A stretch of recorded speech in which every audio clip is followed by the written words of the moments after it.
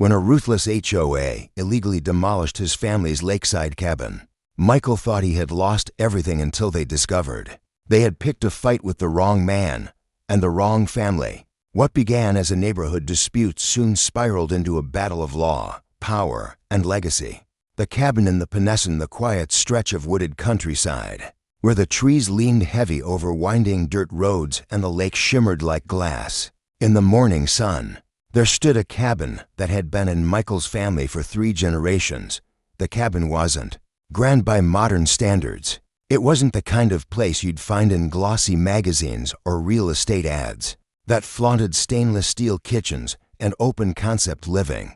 Instead, it was a structure of solid timber, weathered by decades of wind and snow, every board soaked in memory and resilience. Michael had inherited it from his father, who had inherited it from his own father before him. To outsiders, it might look like just another rustic getaway, but to Michael, it was sacred ground. The cabin was where he had learned to fish, where he had celebrated childhood birthdays with campfires and sparklers, and where he had first introduced his wife to the life of the woods. His kids knew it as their summer paradise, a place where tablets were traded for fishing rods and laughter carried across the still water. The land was theirs free and clear, the taxes were paid, the title was clean, and the cabin stood firmly outside the bounds of any city limits. At least, that's what Michael had always believed. The trouble began when the Oakshore Homeowners Association expanded its reach. Once a loose collection of lakeside property owners who cared only about their shared boat ramp and community pier, Oakshore had grown bloated with ambition under its new president, Karen Ellis, a woman with an iron blouse for every occasion and a voice that carried sharper than any bullhorn. Karen was determined to turn Oakshore into something it was never meant to be. What had once been a casual arrangement for dock maintenance was transformed into a sprawling HOA that demanded fees, enforced rules, and sought control over every inch of land within a mile of the lake. Karen wielded her power like a sword, citing bylaws she had drafted herself, passing fines like candy, and boasting to anyone who would listen that she was cleaning up the community. Michael never signed anything. His cabin sat on private land, recorded and deeded long before Oakshore HOA even existed. Yet, one spring morning, an envelope appeared in his mailbox. Inside was a letter printed on stiff paper, the HOA's logo stamped proudly at the top. It declared that his property had been incorporated into Oakshore's jurisdiction. It demanded annual dues, retroactive fees, and compliance with their long list of regulations. The amount owed was staggering, a number pulled from the clouds by someone drunk on authority. Michael crumpled the letter and tossed it into the trash. Surely, this was a mistake. Surely, no one could believe an HOA could simply seize authority over land they didn't own. But Karen believed it, and she was not a woman who tolerated defiance. The notices began piling up. First, they were politely worded requests. Then came fines for non-compliance. Then threats of liens, lawsuits, and enforcement action. Each one more aggressive than the last. Michael ignored them all, confident the HOA had no power over him. The cabin was outside their reach, outside their control. It was his dot, but power unchecked has a way of growing bold. And Karen's HOA was more than bold, it was reckless. On a gray morning in early summer, Michael arrived at the cabin with his wife and children, expecting another weekend of fishing and campfires. But what he found stopped him in his tracks. The cabin, his family's home, his legacy, was gone.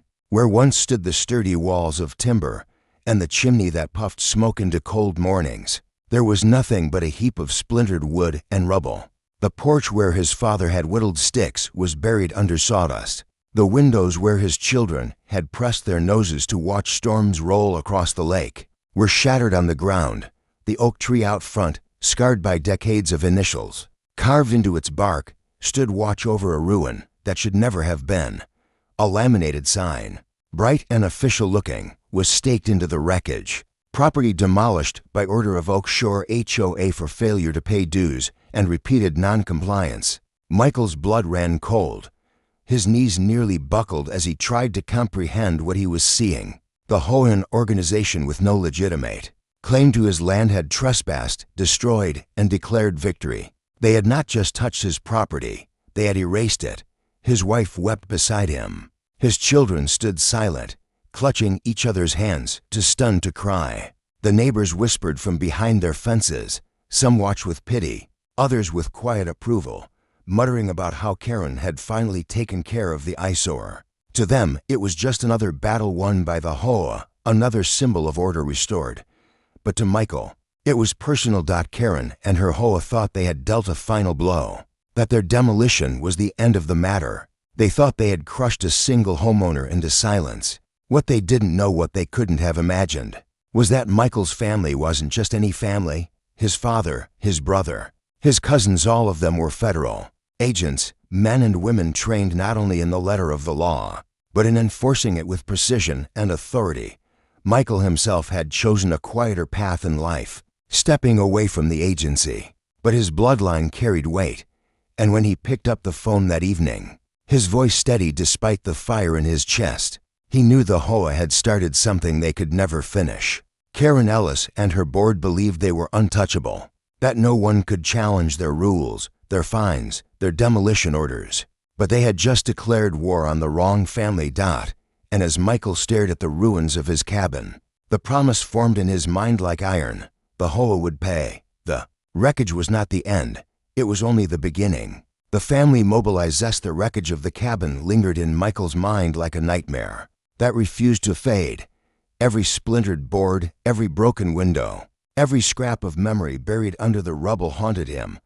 But grief was quickly consumed by something sharp: resolve. That night, when the family returned to their main home in the city, Michael placed a series of calls, not to contractors, not to lawyers in glossy downtown offices, but to people who understood the gravity of what had been done. His family, his bloodline, federal agents scattered across different branches, united by the same badge of authority.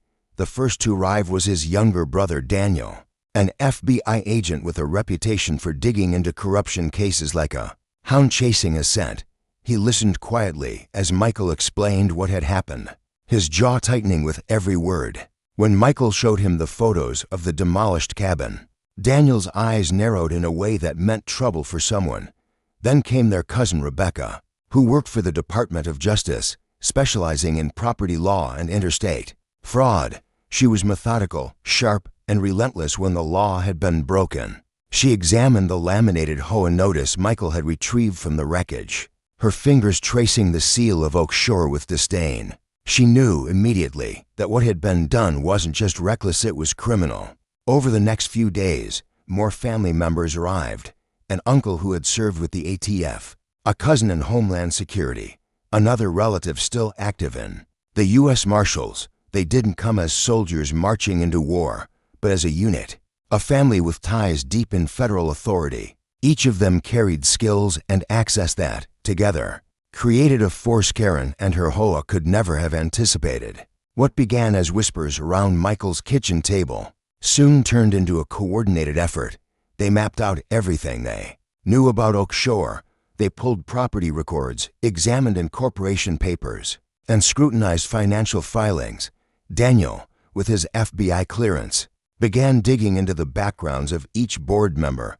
Rebecca subpoenaed public records and noted every irregularity. Others tapped their contacts in local law enforcement, gathering information that wasn't easily available to the public. What they uncovered was a house of cards built on arrogance and greed. The Oak Shore HOA wasn't legally empowered to annex Michael's property. Their attempt to incorporate his land was invalid, unenforceable, and fraudulent. But that hadn't stopped them. They had been fining him illegally, issuing threats that carried no real authority, and finally, without a court order, without proper jurisdiction, demolishing a private structure. It was a trifecta of crimes: trespassing, property destruction, and fraud. And Karen Ellis, in her zeal to restore order, had left a trail of signatures and authorizations that pointed directly to her. While the family gathered evidence, Michael returned quietly to the lake. He walked the perimeter of the wreckage, documenting every inch with his camera. Neighbors peeked from behind curtains, some curious, others clearly uncomfortable. A few offered murmured apologies, explaining that Karen had assured them the cabin was illegal, a blight on the community, and that the demolition was the only way forward. But Michael said nothing. He collected photos, gathered debris as evidence, and marked the ground where the bulldozer tracks had scarred the earth. Every detail would matter. Every detail would be used. The HOA, meanwhile, celebrated their victory. Karen boasted at the next meeting that the demolition was proof of their strength. She waved her hands dramatically, telling the assembled members that no one was above the HOA's rules, that even long-standing properties could be brought into line, that Oak Shore was now cleaner, stronger, and more unified because of her actions. The board members nodded, some nervously, others eagerly, their eyes lit with the satisfaction of belonging to a regime of control. But beneath their agreement was an undercurrent of unease. A few of them had seen Michael's face when he stood in front of the ruins. They had seen the quiet fire in his eyes, the kind of fire that didn't burn out, and they wondered, in whispers after the meeting, whether Karen had gone too far. The whispers reached her ears, but she dismissed them. To her, Michael was just another homeowner who had resisted too long. The HOA had always won, and it would win again. But Karen didn't know that Michael wasn't just another homeowner. She didn't know that every piece of evidence she had signed, every unlawful action she had orchestrated, was now being pieced together by a network of federal agents who didn't need her permission, didn't fear her fines, and didn't play by her rules. The family's investigation grew deeper. Financial records revealed that Karen had been skimming HOA funds for years, funneling money into private accounts, disguising it as maintenance expenses. Daniel found ties between Karen and a local contractor, the very one who had demolished the cabin, suggesting kickbacks in exchange for inflated demolition fees. Rebecca's legal expertise painted the picture clearly. This wasn't just a rogue HOA. This was organized fraud, embezzlement, and property destruction, orchestrated by a woman who believed herself untouchable.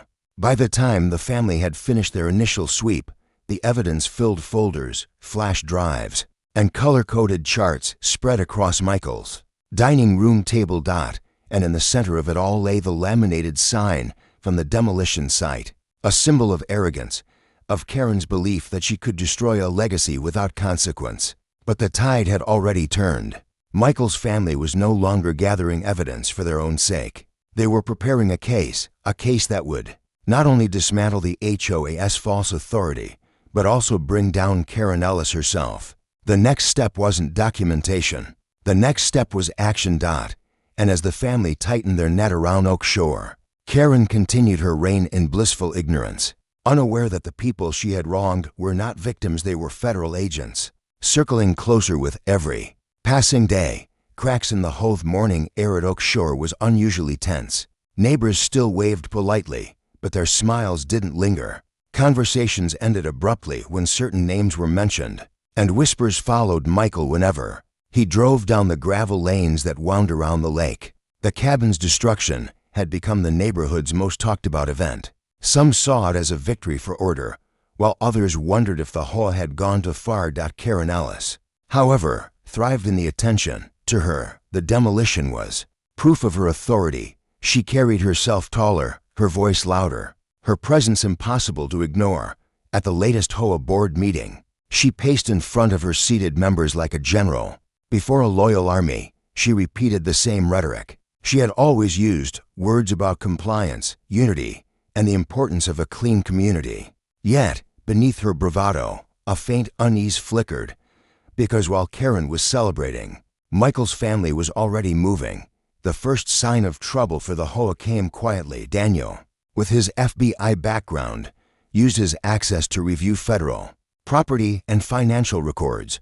Within days, a subtle audit request landed in the HOA's mailbox, issued by a state-level compliance office. To Karen, it looked like a routine inquiry. She dismissed it, filing it under administrative nonsense. But to the board's treasurer, a timid man named Howard, it was a thunderclap. He had known for months that the numbers didn't add up, that Karen's maintenance projects never matched the money leaving the HOA's account. He had been too afraid to say anything, but now he felt the first brush of accountability. Meanwhile, Rebecca prepared her legal strategy. She drafted letters on official Department of Justice letterhead, not as threats, but as formal inquiries. They cited property rights, jurisdiction, and federal statutes that the HOA had overstepped. Copies were delivered not only to the HOA but also to the county clerk, the local sheriff, and the state attorney's office. Suddenly, the cabin demolition wasn't just a neighborhood dispute, it was a matter under federal scrutiny. Michael stayed quiet through it all, which made Karen even bolder. She mistook his silence for surrender. She thought her demolition had broken him, that his absence from meetings was proof of defeat. What she didn't see were the agents and investigators gathering at his home, working late into the night, stacking evidence like bricks in a wall that was closing in around her. The pressure began to mount in subtle ways. Contractors who had once been eager to take HOA jobs suddenly pulled back, citing scheduling conflicts. Local suppliers raised their prices for HOA projects or refused to extend credit. Rumors spread that Karen had connections she didn't want anyone to look too closely at. Neighbors began questioning, why had the HOA been so quick to demolish a cabin that clearly predated their jurisdiction? Why were dues increasing every year, yet the roads around the lake were still riddled with potholes? Why did Karen always seem to hire the same contractor, regardless of the bid amounts? Karen tried to silence these whispers with her usual tactics: fines, threats, angry letters printed in bold font and hand-delivered to doorsteps. But something had shifted. The fear she once commanded had weakened, replaced by doubt. The turning point came one humid afternoon, when two unmarked federal vehicles rolled slowly into Oak Shore. The agents inside weren't there to make arrests yet, but their presence was deliberate. They walked into the HOA office, a small converted boathouse, and presented Karen with official documents requesting all financial records, meeting minutes, and correspondence relating to the demolition of Michael's cabin. Karen's face flushed red as she read the papers. She laughed it off in front of her board, calling it a clerical error and insisting it would all blow over. But the unease in the room was unmistakable. Board members shifted uncomfortably in their chairs. For the first time, they questioned whether following Karen had been a mistake. That night, Karen raged in private. She called the contractor who had leveled the cabin, demanding reassurances. She berated her treasurer for poor bookkeeping. She even tried to reach out to county officials, pulling on strings she thought she controlled.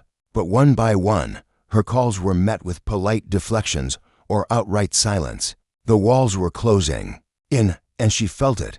Meanwhile, Michael and his family continued their quiet campaign. Evidence flowed steadily, bank records showing misappropriated funds, emails between Karen and her contractor hinting at kickbacks, meeting notes that contradicted her public statements. The more they uncovered, the clearer the picture became. This wasn't just abuse of power, it was a full-fledged racket disguised as community management. And yet, despite the storm brewing, Karen refused to back down. She doubled down on her arrogance, telling the community that the federal inquiries were nonsense and accusing Michael of harassment. She painted herself as the victim, a leader under siege by a bitter man who couldn't accept the rules. But those same neighbors who once cheered her on now hesitated. They saw the federal cars, they heard the whispers about fraud, and slowly, the tide of opinion shifted against her. Michael's family knew the time for patience was nearing its end. They had built their case brick by brick, quietly and methodically. But the next phase wouldn't be quiet, it would be decisive. Karen thought she had destroyed Michael's cabin for good.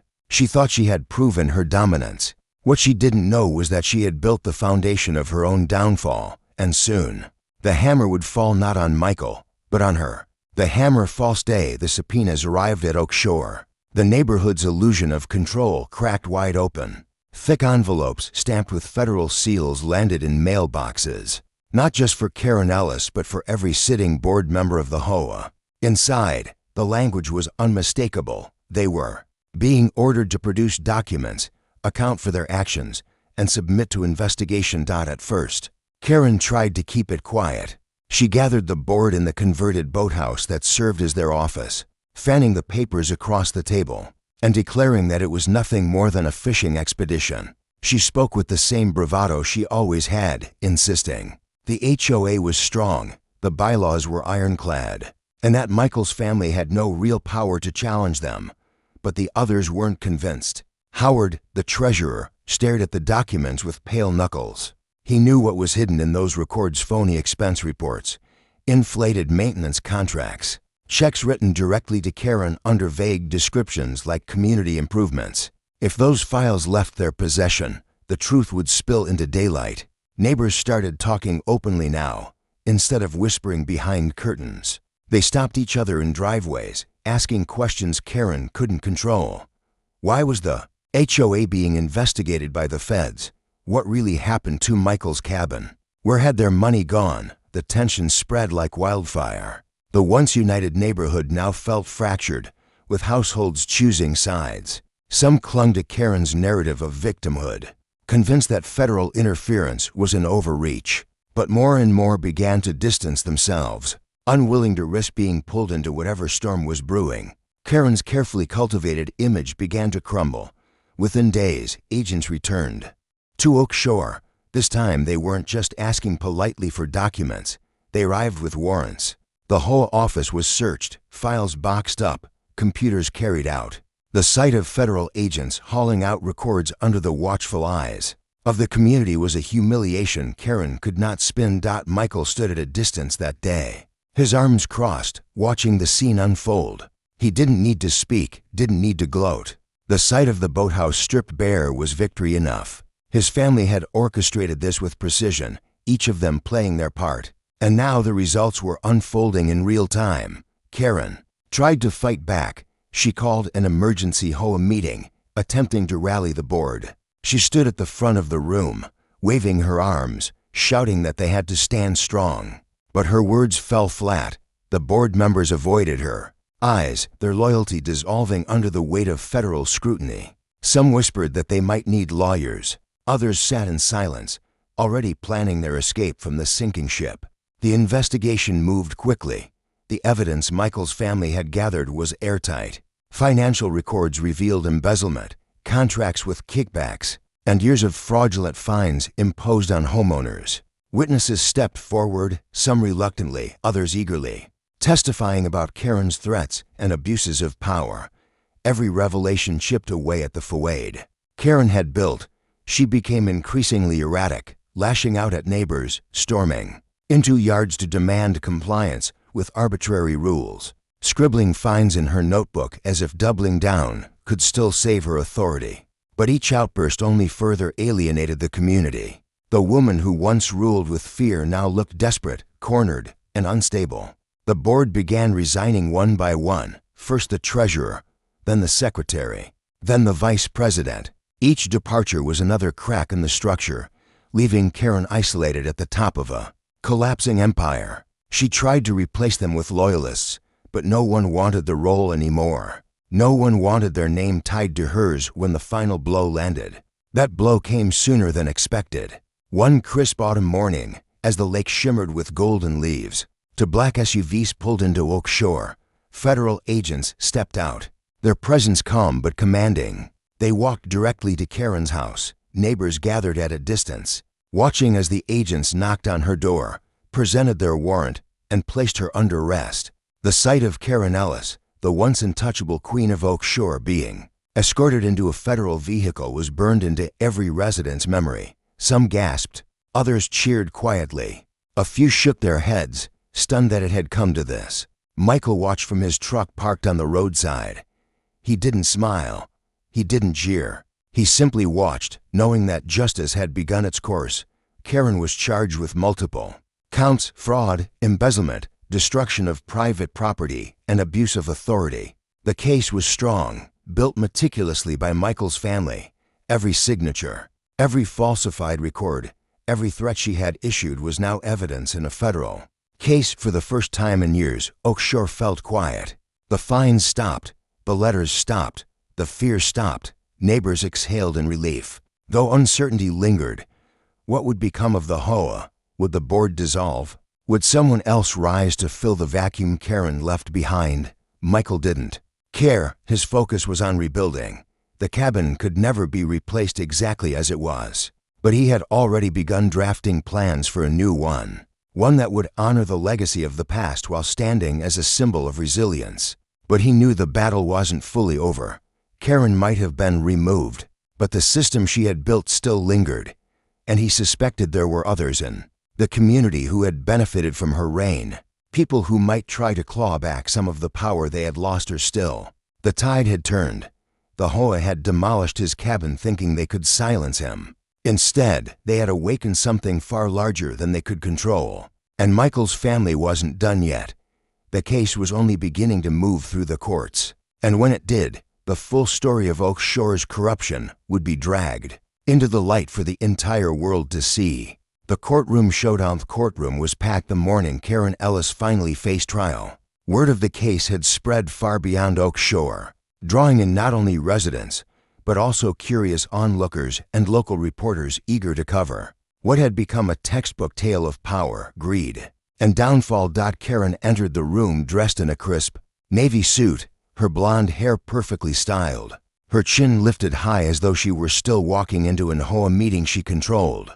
But the handcuffs she had worn weeks before had left their mark, not on her wrists, but on her pride. She still carried herself with arrogance, but her eyes betrayed the flicker of someone who understood the stakes. Michael sat near the back, surrounded by his family. He hadn't come to gloat. He had come to witness justice. The memories of his demolished cabin still lingered, but they fueled him to see this process through. His family, many of them in suits that carried the quiet weight of federal authority, sat as a wall of silent strength. They had worked tirelessly to build the case now about to unfold. The prosecution wasted no time. They laid out the story piece by piece, every detail tied neatly together. Financial records showing HOA funds siphoned into Karen's personal accounts. Checks signed by her for maintenance projects that were never completed. Emails between her and the demolition contractor, casually discussing inflated costs and extra compensation. Testimonies from neighbors who admitted they had been threatened, fined, or bullied into compliance. The crown jewel of the case, however, was the evidence tied to Michael's cabin. Photographs of the ruins, documentation proving the HOA had no jurisdiction over the land, the laminated demolition notice bearing Karen's signature, and, most damning of all, the contract showing she had authorized the bulldozer crew without permits, inspections, or legal authority. Karen's defense was weak, almost laughable. She argued that she had been acting for the good of the community, that Michael had been defiant and hostile, and that the HOA had the right to enforce its rules. But under cross-examination, every argument crumbled. Rebecca, sitting proudly as part of the legal team, ensured every question cut to the heart of Karen's lies. The jury saw through her veneer of authority, recognizing the abuse for what it was. As the trial stretched on, cracks appeared not only in Karen's defense, but also among her former allies. Board members who had once stood loyally at her side now turned on her in exchange for leniency. Howard, the treasurer, admitted he had falsified records at her direction. The secretary confessed to shredding meeting notes Karen didn't want on file. Even the contractor testified, revealing the kickbacks he had received in return for carrying out the illegal demolition. Piece by piece, the image of Karen Ellis as a community leader was replaced with the portrait of a fraudster, a bully who had mistaken fear for respect. Outside the courthouse, Oak Shore was in chaos. With the board dissolved and Karen's leadership gone, residents found themselves free but uncertain. Some pushed to abolish the HOA altogether, vowing never to allow one person to hold so much unchecked power again.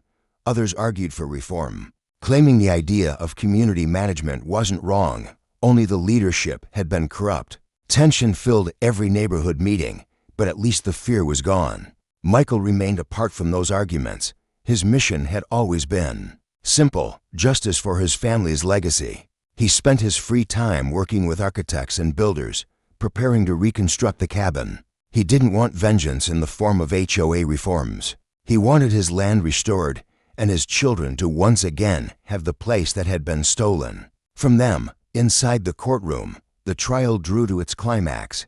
The prosecution's closing statement was sharp and final, reminding the jury that this wasn't about minor disputes or neighborhood rules. It was about criminal fraud, embezzlement, and destruction of private property. Karen Ellis hadn't acted as a leader, she had acted as a tyrant. When the jury returned, The silence was heavy. One by one, the charges were read aloud: guilty on fraud, guilty on embezzlement, guilty on property destruction, guilty on abuse of authority. Karen's face drained of color as the words struck. For the first time in years, she wasn't in control. She wasn't feared. She was powerless. The sentence would come later, but the verdict was enough. Oak Shore's reign of terror was over. The neighbors who had once followed Karen blindly now avoided her name like a curse, and the community began to heal, piece by piece. As the shadow of her rule faded, for Michael, the moment was bittersweet. Justice had been served, but the scars remained. The cabin was gone, his family's memories reduced to photographs and rubble. Yet in that loss, something stronger had risen, a unity within his family, a reminder of their strength, and a legacy not even Karen could erase. As Karen was led away from the courtroom in handcuffs, reporters swarmed, cameras flashing, microphones extended. But Michael turned away. He had seen enough. The world could have its spectacle. He wanted only peace. Still, he knew there was one chapter left. The trial was over, but rebuilding remained. The cabin had to rise again, stronger than before, as both a home and a symbol. And when it did, it would stand not just as a family retreat, but as a monument to what happens when arrogance collides with justice. Rebuilding the legacy. Months passed after the verdict, and Oak Shore slowly shed the shadow of Karen Ellis. The once feared HOA office sat dark and empty, its windows boarded, its sign taken down. Without Karen's iron grip, the neighborhood felt freer, lighter, though uncertainty lingered about the community's future. Some residents met to discuss whether to disband the HOA entirely, while others pushed for reform. But no matter the outcome, one truth remained unshakable: the old reign of fear was gone for good. For Michael, however, the story wasn't about community politics, it was about restoration. On a crisp spring morning, he stood once again at the edge of his land by the lake, staring at the ground where his cabin had once stood. The ruins were gone, cleared away after the investigation concluded. What remained was open earth, scarred but ready for something new. His children played nearby, tossing stones into the lake, their laughter carrying on the breeze. His wife stood at his side, her hand brushing against his, her eyes filled with the same quiet determination that fueled him. Construction crews arrived that week. Trucks rolled in, lumber stacked neatly, tools clattering as workers prepared to rebuild. But this time, the cabin would be more than a simple structure. Michael had worked with architects to design a home that honored the past while embracing the present. The heart of the cabin, the great room with its wide windows facing the lake, would remain true to the original. The porch would be rebuilt, larger now, to host more family gatherings. But the frame would be reinforced, the foundation stronger, the entire structure a fortress against both weather and arrogance. The rebuilding became a community spectacle. Neighbors came to watch the progress, some offering words of encouragement, others bringing food for the workers. It was as though the destruction of the cabin had become a rallying point, a reminder of what had been lost under Karen's rule and what could now be regained. Even those who had once sided with her found themselves quietly cheering Michael on, recognizing that his fight had not just been for his family, but for the integrity of the entire community. By midsummer, the new cabin stood tall against the backdrop of the lake. Fresh timber glowed golden in the sun, the roof shingles dark and sturdy, the porch wide and inviting. Inside, the walls smelled of fresh pine, and the fireplace stood ready for the first crackle of autumn logs. The oak tree in front, scarred but still alive, stretched its branches over the cabin as though blessing the new chapter. On the day of completion, Michael's family gathered for a celebration. His children raced through the rooms, claiming spaces as their own. His wife placed a framed photograph of the old cabin on the mantel, a tribute to what had been lost and a reminder of what had been rebuilt. Relatives who had stood with him through the storm raised glasses, toasting not just the home, but the victory over injustice for Michael. Standing on the porch as the sun dipped low over the lake, it was a moment of closure. The HOA had tried to erase his legacy, but all they had done was strengthen it. The cabin was back, stronger and more enduring than before. and his family had proven that no amount of arrogance could topple them. Oak Shore, meanwhile, transformed in the aftermath. Without Karen, the community moved toward healing. The majority voted to dissolve the HOA entirely, tired of the abuse of power, unwilling to risk another reign of control.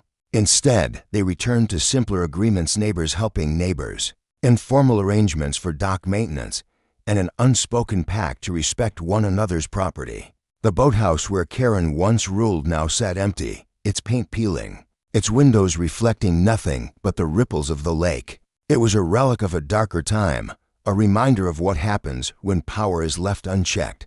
Karen herself faded from memory. Convicted and sentenced, she spent her days behind bars, stripped of the authority she had once wielded like a weapon. Her name became a cautionary tale, whispered occasionally but never celebrated. As the seasons turned, Michael's new cabin became more than just a family retreat. It became a symbol to the entire lake community, a monument to resilience, justice, and the refusal to be bullied. Families gathered on its porch, children splashed in the water below, and laughter filled the air where once there had been rubble. On quiet nights, when the fire crackled inside and the lake reflected the stars, Michael would sit with his family and feel the peace he had fought so hard to reclaim. The cabin was not just rebuilt in wood and stone, it was rebuilt in spirit, in memory, in triumph. The HOA had demolished his cabin thinking they had silenced him forever, but in the end, it was their power that had been demolished, their empire reduced to dust. Michael had reclaimed more than his property. He had reclaimed his family's legacy, and standing on the porch of the cabin that would outlast them all, he knew one truth with unshakable certainty: some roots run deeper than fear, and no HOA, no matter how corrupt, could ever cut them down.